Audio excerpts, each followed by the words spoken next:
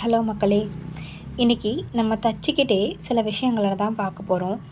அது என்னென்னா, புதுசாக தைக்கக்கூடியவங்க ஆரம்பத்தில் செய்கிற பொதுவான 5 தப்பு, அந்த 5 தப்புக்கு ஏற்ற எளிய தீர்வு, அதையும் தான் நம்ம இன்றைக்கி இந்த வீடியோவில் என்ன செய்ய போகிறோம், பேச போகிறோம். அதாவது தவறான ஊசி மற்றும் நூலை தேர்ந்தெடுக்கிறது. எல்லா துணிக்குமே ஒரே விதமான ஊசியையும் பழசான அல்லது தரம் குறைஞ்ச நூலையும் பயன்படுத்துறது. அப்புறம் நூல் அடிக்கடி அறுந்து போகும், துணியில் சுருக்கமும் விழும் அல்லது ஊசி உடையும். இதுதான் அதோட விளைவு. இதுக்கு தீர்வு என்னென்னா, லைலான் அல்லது காட்டன் துணிக்கு 14 அப்படி இல்லைன்னா 16ஆம் நம்பர் ஊசியும், ஜீன்ஸு அப்படின்னு போன்ற ரொம்ப தடிமமான துணிக்கு 18ஆம் நம்பர் ஊசியும் பயன்படுத்தணும். எப்போவுமே நல்ல பிராண்டடான நூலை நீங்கள் பயன்படுத்துகிறது தான் ரொம்ப சிறந்தது. 2வது, துணியை இழுத்து பிடிச்சு தைக்கிறது.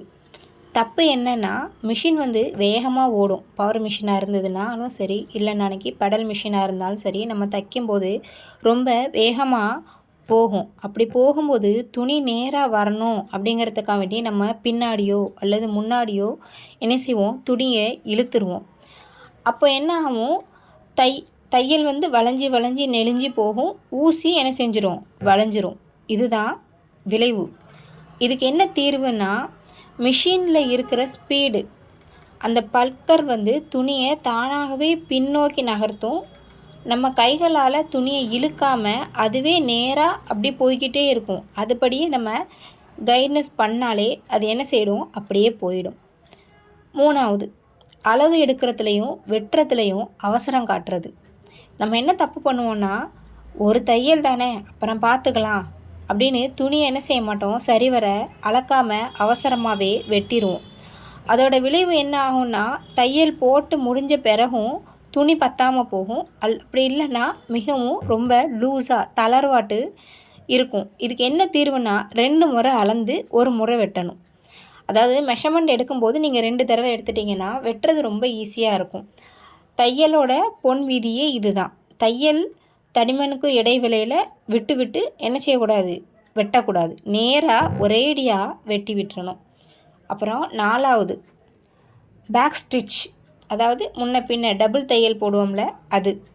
இதில் என்ன தப்பு பண்ணுவோன்னா, தையலை தொடங்கும் போதும் சரி முடிக்கும் போதும் சரி ரிவர்ஸ் தையலை அல்லது லாக் தையலை ஸ்டிச் பண்ணாமல் போடாமல் அப்படியே விட்டுருவோம். அதோட விளைவு என்ன ஆகுனா, துணியை நம்ம போடும்போதோ அல்லது துவைக்கும் போதோ அந்த ஓரங்களில் இருக்கிற தையல்லாம் பிரிஞ்சு வந்துடும், அப்போ கிழிஞ்சிரும். இதோட தீர்வு என்னென்னா, நம்ம எந்த ஒரு தையல் தொடங்கினாலும் முடித்தாலும் ஆரம்பத்துலேயும் சரி இறுதியிலையும் சரி 2 வாட்டி ரிவர்ஸ் தையல் டேக்கா போட்டு நம்ம என்ன செய்யணும், லாக் போட்டு தைச்சிடணும். அதாவது 5வது, அயன் செய்யாமல் தைக்கிறது. அயன், அதாவது தப்பு என்னென்னா, துணியில் இருக்கிற சுருக்கங்களை நீக்காமல் அப்படியே நம்ம வெட்டி தைச்சிருவோம். இப்போ கடையிலேருந்து வாங்கிட்டு வந்தாலும் சரி, இல்லை நம்ம பழைய துணியை தைச்சாலும் சரி, அப்படியே நம்ம என்ன செஞ்சுருவோம், தைச்சிருவோம்.